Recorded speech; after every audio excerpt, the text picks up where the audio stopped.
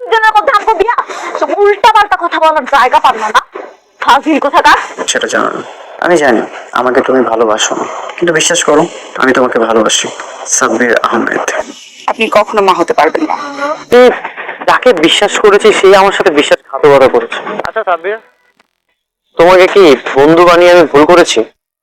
সুন্দরভাবে পড়ো, কারণ এই চিঠি আমি ওকে এখন দেইনি, তোমার বিয়ের আগে দিয়েছি। কি ব্যাপার আপনি? আপনার না আমি কইছি আপনার কাজ না থাকলে আমার অফিসে আইবেন না। আপনার জন্য একটা গিফট নিয়ে এসেছি। হ্যালো গাইস, আসসালামু আলাইকুম। মিরাজ আবার সন্তান চেয়েছিল তার দ্বিতীয় স্ত্রীর কাছে। তার দ্বিতীয় স্ত্রীর নাকি সমস্যা, সে মা হতে পারবে না। মিরাজ এখনো এই কথা জানতে পারে নাই। মিরাজ সন্দেহের বশতে সাব্বির আর তার দ্বিতীয় স্ত্রীর চিঠি পেয়ে যায়।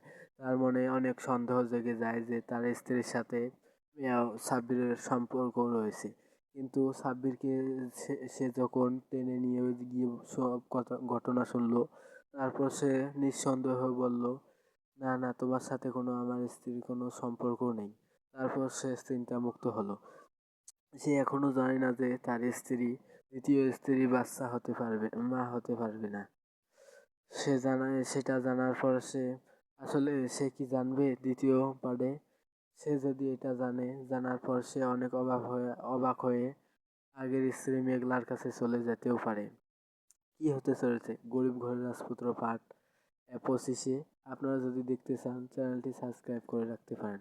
গরিব ঘরের রাজপুত্র পার্ট 25-এ অনেক বিপজ্জনক হতে পারে।